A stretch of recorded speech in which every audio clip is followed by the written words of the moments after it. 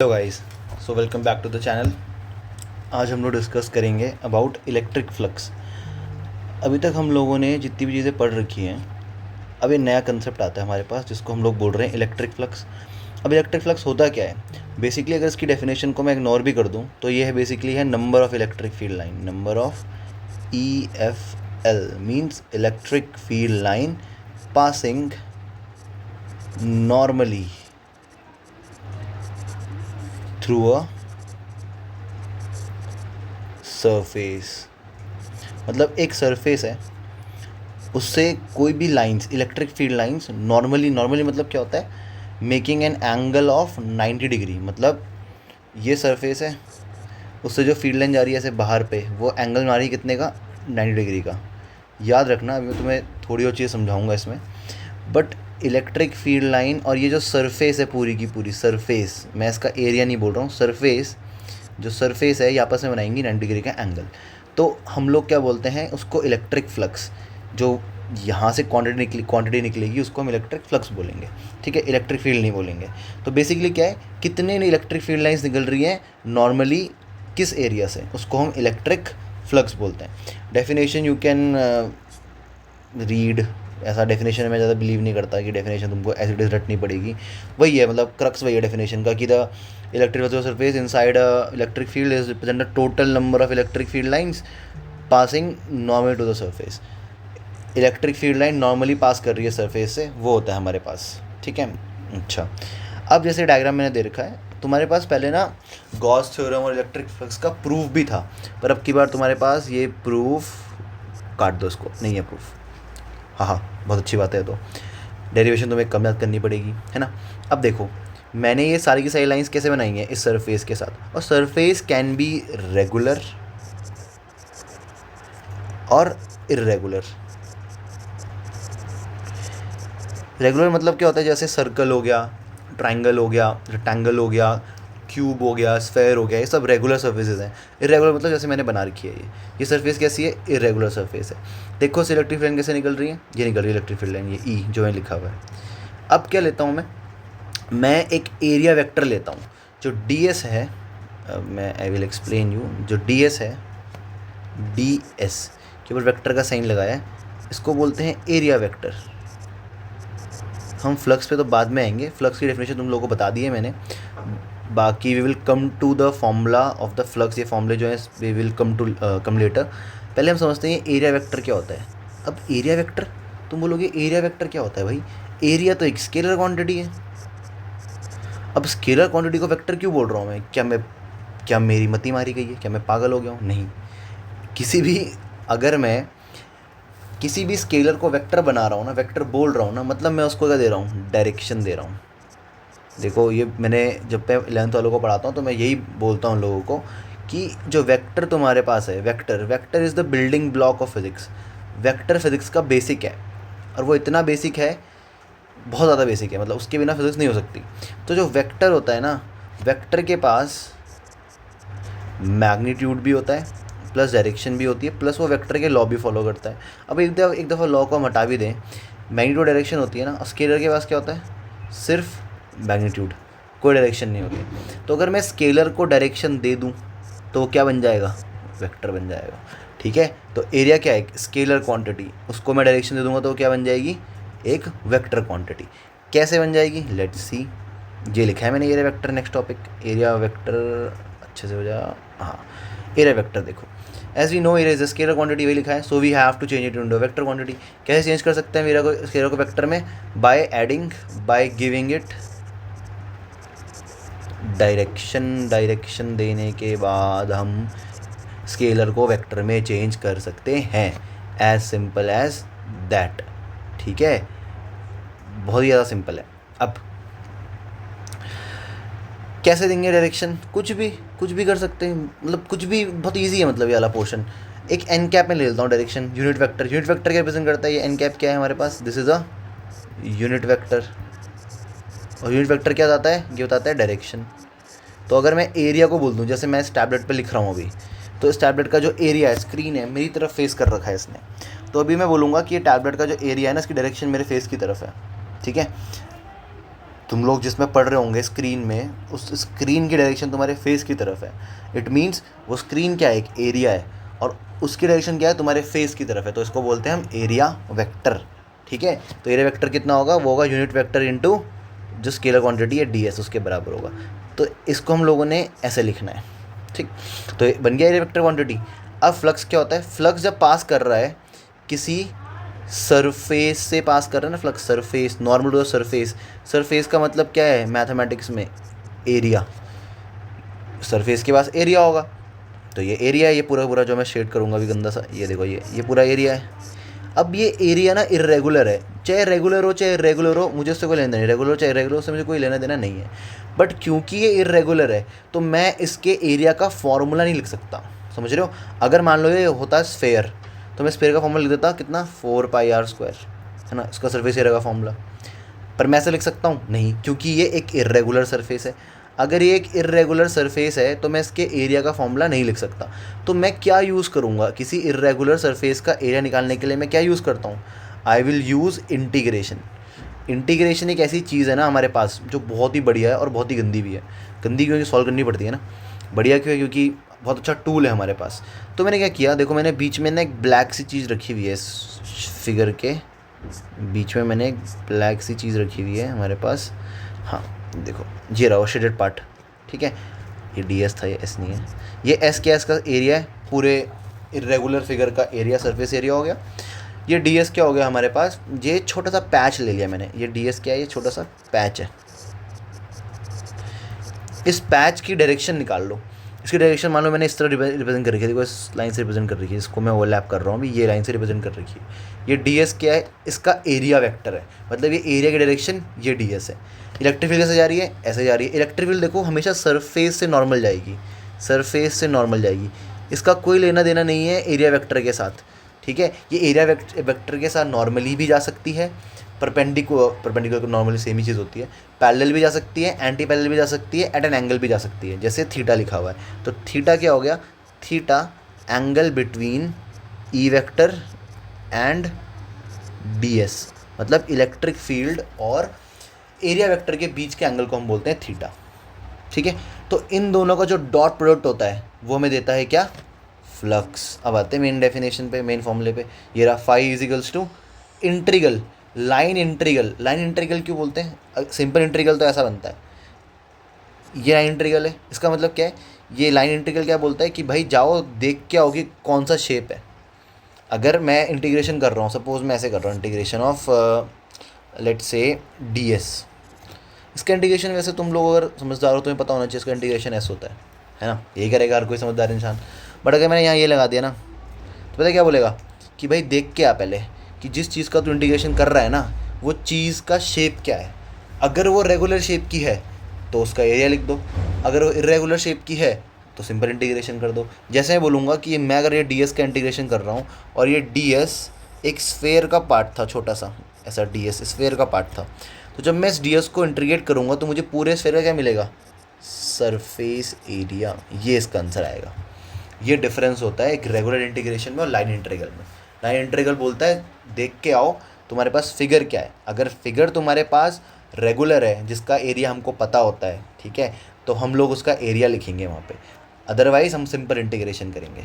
Got it, easy वाला portion है। ठीक है, तो फॉर्मूला क्या हो गया इसका, इसके फॉर्मूला को बोलते हैं हम phi is equals to line integral of E dot ds, और डॉट प्रोडक्ट तुम्हें पता ही है, डॉट प्रोडक्ट डॉट आओगे तो क्या आएगा, कॉस थीटा आएगा। इसकी वजह से कॉस थीटा, डॉट प्रोडक्ट मतलब क्या होता है, स्केलर प्रोडक्ट। तो ये जो फाई है ये क्या है, स्केलर क्वांटिटी, स्केलर क्वांटिटी लिख भी रखा है मैंने, इट्स अ स्केलर क्वांटिटी।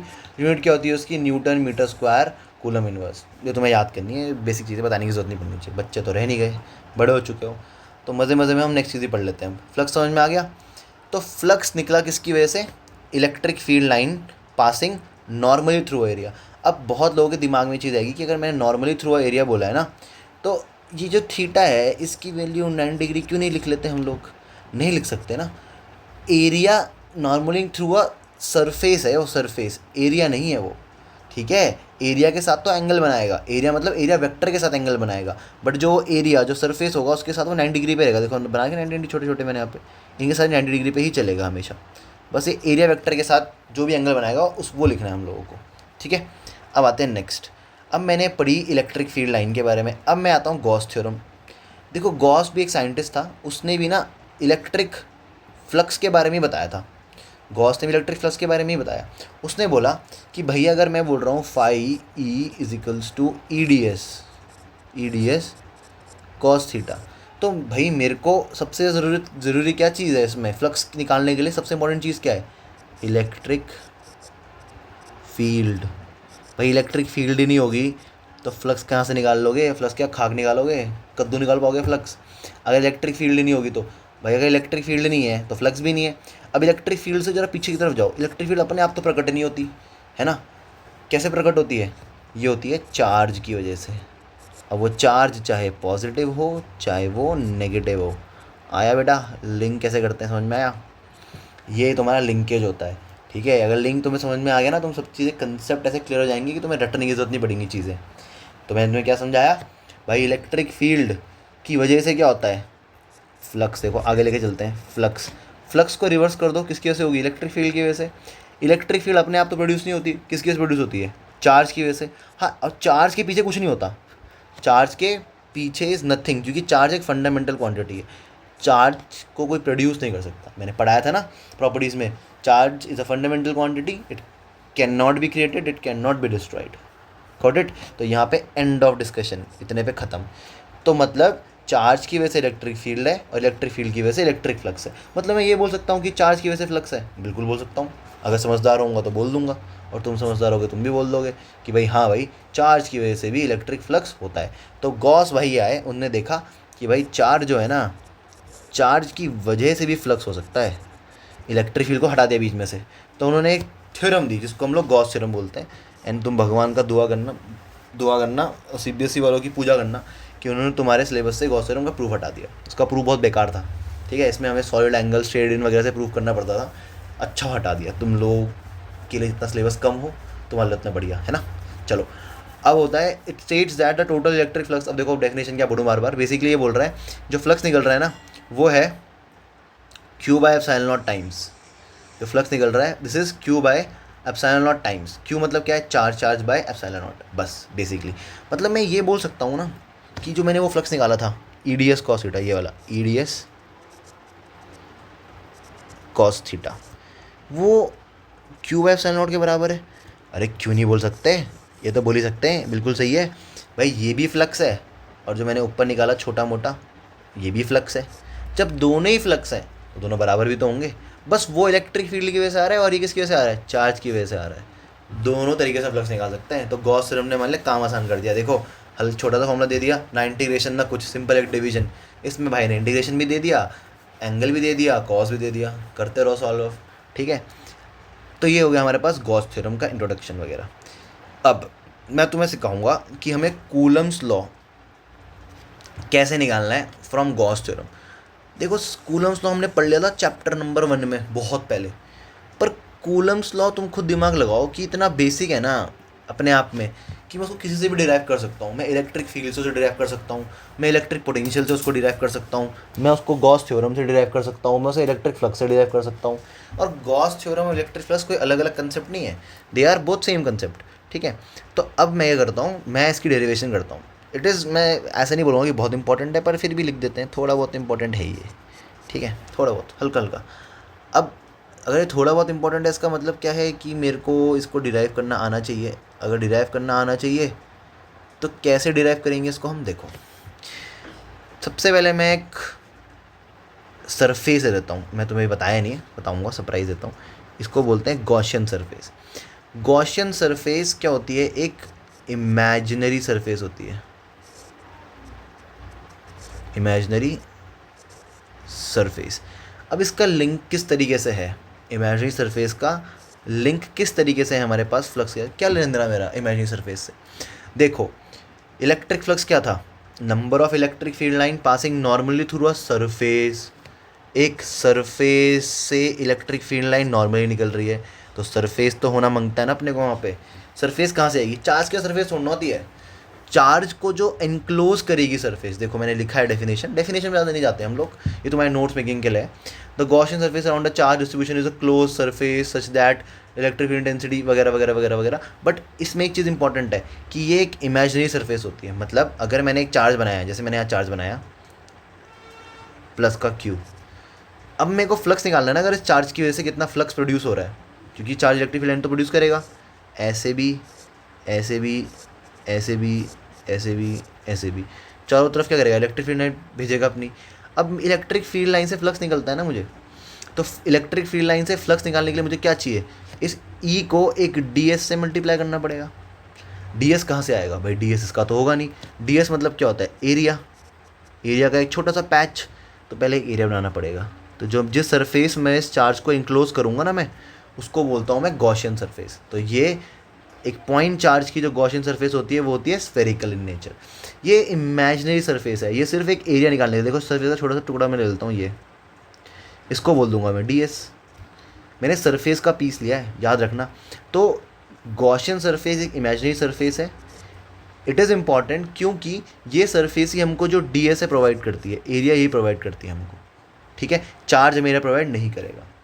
और हमेशा किसी भी चार्ज को, चाहे एक चार्ज हो, वहाँ पे 2 चार्ज हो, 10 चार्ज हो, 100 चार्ज हो, उनको मुझे, अगर मुझे उनके थ्रू इलेक्ट्रिक फ्लक्स निकालना है तो मुझे उन्हें एक गॉसियन सरफेस में इनक्लोज करना ही पड़ेगा। उनको एक गॉसियन सरफेस के अंदर रखना ही पड़ेगा, तभी मैं उसका फ्लक्स निकाल सकता हूँ। रैंडम चार्जेस का फ्लक्स मैं नहीं निकाल सकता।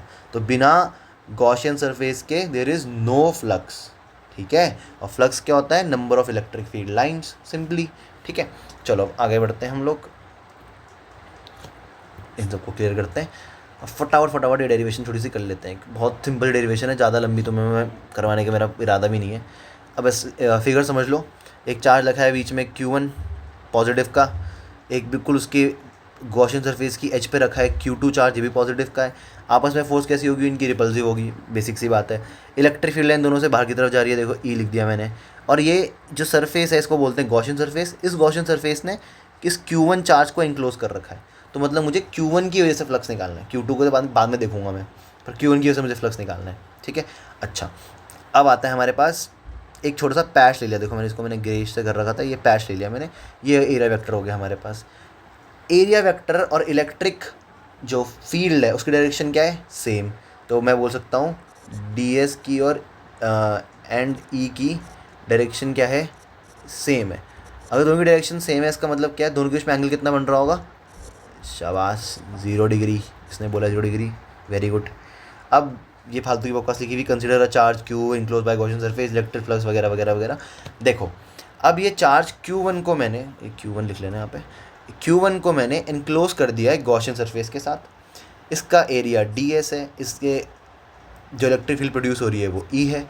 तो भाई ये ds और E की वजह से जो फ्लक्स निकलेगा वो कितना होगा, उसको लिखेंगे हम phi E is equals to line integral of E ds cos theta. अभी E तो बाहर आ जाएगा, E का तो कुछ काम ही नहीं इंटीग्रल में, ये बचेगा ds और cos थीटा, कितना एंगल था थीटा, ds और E के बीच का, दोनों सेम डायरेक्शन में है तो 0 डिग्री एंगल है। 0 डिग्री एंगल है तो कितना होगा, 0 डिग्री, भाई लिख लो इसको, E इंटीग्रेशन ऑफ ds। अब मैंने क्या बोला था, ये सिंपल इंटीग्रेशन होता तो मैं s लिखता है यहाँ पे, पर ये भाई साहब क्या है, ये भाई साहब है लाइन इंटीग्रल। ये बोल रहे हैं एक काम कर बेटा कि जा और ये जो ds है ना, ये बीच में पड़ा हुआ, ये चेक करके है कि ये किस शेप का है। अब एक गॉसियन सरफेस की शेप क्या है, स्फेरिकल है। याद रखना, जो गॉसियन सरफेस किसी पॉइंट चार्ज को कवर करती है ना, उसकी हमेशा शेप स्फेरिकल होती है, ठीक है। उसकी ऐसी शेप नहीं होगी यूँ करके कि मैंने बीच में चार्ज रख दिया ऐसे करके ना, ठीक है। उसकी शेप हमेशा क्या होगी, स्फेरिकल होगी। तो हम लोगों को एक बात और ये जाननी है कि इसकी शेप स्फेरिकल है। तो भाई ये बोल रहा था जा देख क्या स्फेरिकल है, तुमने बोला भाई देख के आ गया मैं स्फेरिकल है। क्या होता है स्फेयर का एरिया, 4πr²। आर क्यों, आर इसका डिस्टेंस है, यहाँ से यहाँ तक का डिस्टेंस आर है।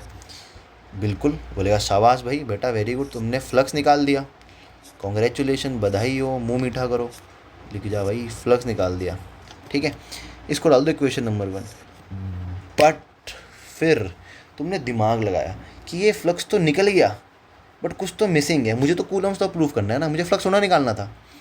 फ्लक्स तो बहुत बाद की चीज़ है, कूलम्स तो बहुत पहले था। अब तुम्हारे दिमाग में है कि यार फ्लक्स तो निकल गया, बट यार एक हमने गॉस थ्योरम भी पढ़ी थी, तो हम लिखेंगे अकॉर्डिंग टू गॉस थ्योरम। भाई गॉस थ्योरम के अकॉर्डिंग, शॉर्ट में दिया हूँ थ्योरम। गॉस थ्योरम ने बोला था, गॉस बहुत अच्छा इंसान था, उसने बोला था phi E is equals to Q by epsilon naught. भाई तुम किस चार्ज की वजह से फ्लक्स निकालना चाह रहे हो? तुम बोलोगे सर जी हम Q1 की वजह से निकालना चाह रहे हैं, इसकी वजह से फ्लक्स निकालना चाह रहे हैं, तो बोलेगा Q1 लिखो, बिल्कुल लिख दिया, और अपॉन क्या कर दो, एप्सिलॉन नॉट कर दो, तो बस भाई कर दिया। तो फ्लक्स ने हमें क्या कर दिया, ये निकल चुका है गॉस थ्योरम की वजह से। गॉस थ्योरम की वजह से फ्लक्स ये है, और गॉस थ्योरम की हेल्प से फ्लक्स ये रहा, और फ्लक्स की डेफिनेशन की हेल्प से ये रहा फ्लक्स। भाई दोनों सेम ही तो होने चाहिए ना, दोनों को फाई फाई लिखा है मैंने, तो दोनों को कंपेयर कर दूंगा। कैसे लिखेंगे, कंपेयरिंग 1 and 2, इक्वेशन 2 कंपेयर कर दो। 1 को कितना लिखेंगे हम लोग भाई, ये हो जाएगी E4πr² equals to Q1 by epsilon naught. अब यहाँ से इलेक्ट्रिक फील्ड निकाल लो, कितनी आएगी, E इक्वल्स टू, मैं इसको रीराइट कर देता हूँ, देखो तुम्हें कुछ मिलेगा ऐसे करके, 1/4πε0 Q1/ε0। ये तुम्हारे पास एक आंसर आ गया, ये आ गई इलेक्ट्रिक फील्ड। देखो रिवर्स चल रहे हैं हम लोग, मैं तुम्हें लिख देता हूँ ऑर्डर। हमने पहले फोर्स पढ़ा था, फिर हमने इलेक्ट्रिक फील्ड पढ़ी, फिर हम फ्लक्स पढ़ रहे हैं, तो अब हम ऑर्डर रिवर्स कर रहे हैं। केमिस्ट्री की तरह सिंबल बना लो, ये फ्लक्स से हम जा रहे हैं वापस इलेक्ट्रिक फील्ड पे, इलेक्ट्रिक फील्ड से वापस जा रहे हैं फोर्स पे। तो भाई अगर मुझे फ्लक्स से डायरेक्ट फोर्स पे तो मैं नहीं कूद पाऊंगा ना, मुझे पहले इलेक्ट्रिक फील्ड की हेल्प लेनी पड़ेगी। तो मैं फ्लक्स से कहाँ कूद गया, इलेक्ट्रिक फील्ड में चला गया। अब मैं यहाँ पहुँच चुका हूँ, इस इलेक्ट्रिक फील्ड के पास पहुँच चुका हूँ मैं। अब मैं इलेक्ट्रिक फील्ड से जाऊँगा फोर्स के पास, कैसे जाएंगे? अब भाई हमें पता है कि इलेक्ट्रिक फील्ड का फॉर्मूला होता है E is equals to F/Q0। अब यहाँ Q0 तो नहीं है, क्या है, Q2 है। ये दूसरा वाला Q2 बेचारा यहाँ रखा हुआ है, इसकी वजह से फोर्स लगेगी किस पे, Q1 पे लगेगी। तो फोर्स की वैल्यू कितनी आएगी भाई, इलेक्ट्रिक फील्ड जो कौन प्रोड्यूस कर रहा है, ये इलेक्ट्रिक फील्ड को कौन प्रोड्यूस कर रहा था, इसको प्रोड्यूस कर रहा था Q1, इसको प्रोड्यूस कर रहा था Q1 इंटू Q2। ऊपर से इलेक्ट्रिक फील्ड की वैल्यू उठा के यहाँ फेंक दो, ऐसे उठा के यहाँ फेंको उसको, तो ये जाएगा 1/4πε0 Q1 Q2/r²। अरे ये क्या हो गया, मैंने यहाँ गलत क्यों लिख दिया, ओह ओह ये क्या हो गया, देखो अब ये क्या हो गया, ये तो मेरे पास फॉर्मूला आ गया ना। उस शिट, किसका फॉर्मूला आ गया, ये आ गया कूलम्स लॉ का। ओह वाह, ये कैसे हो गया, ये ऐसे हो गया क्योंकि हम लोग रिवर्स डायरेक्शन में चल रहे थे। फ्लक्स से इलेक्ट्रिक फील्ड, इलेक्ट्रिक फील्ड से फोर्स, तो मैं फ्लक्स से इलेक्ट्रिक फील्ड भी निकाल सकता हूँ और फ्लक्स से फोर्स भी निकाल सकता हूँ। याद रखना हमारे पास सबसे इम्पॉर्टेंट क्वांटिटी इन तीनों में से इलेक्ट्रिक फील्ड होती है, मोस्ट इम्पॉर्टेंट। मैं क्यों बोल रहा हूँ आगे जाके समझोगे तुम धीरे धीरे करके, ठीक है। अभी इतना पढ़ाया, आई होप तुमको समझ में आ गया होगा, ठीक है। बहुत मस्ती मजाक में पढ़ाया आज। कूलम्स लॉ कैसे निकालते हैं, स्टेप बाय स्टेप। अभी तुम्हें जितने भी मैं एप्लीकेशन कराऊंगा ना गॉस थ्योरम के, देखो हर जगह मैंने 2 चीज़ लिख रखी होंगी, कंपेयर ही कर रहा हूँ मैं बार बार इसको इससे। एक बार फ्लक्स की डेफिनेशन से फ्लक्स निकालूंगा, एक बार गॉस थ्योरम से फ्लक्स निकालूंगा, फिर दोनों को कंपेयर करूँगा, ठीक है। तो जो चीज़ें हमने ऊपर पढ़ी हैं उनको हम यहाँ नीचे अप्लाई करेंगे। गॉस थ्योरम बहुत ईजी है, बच्चों को बहुत हार्ड लगती है, बस ये ध्यान रखना डेफिनेशन में नॉर्मली टू द सरफेस लिखा होता है, और सरफेस के साथ तो नॉर्मल बनाएगा इलेक्ट्रिक फील्ड। सरफेस की तो बात ही नहीं कर रहा मैं बात कर रहा हूँ एरिया वेक्टर की। एरिया वेक्टर के साथ जितना एंगल बनाएगा उसको हम थीटा बोलते हैं, ठीक है। और ये थीटा की वैल्यू 0 डिग्री भी हो सकती है, 90 डिग्री भी हो सकती है, कुछ भी हो सकती है इसकी वैल्यू, ठीक। गॉट इट, चलो बहुत सिंपल। बाकी नेक्स्ट क्लास में मिलते हैं, ओके बाय।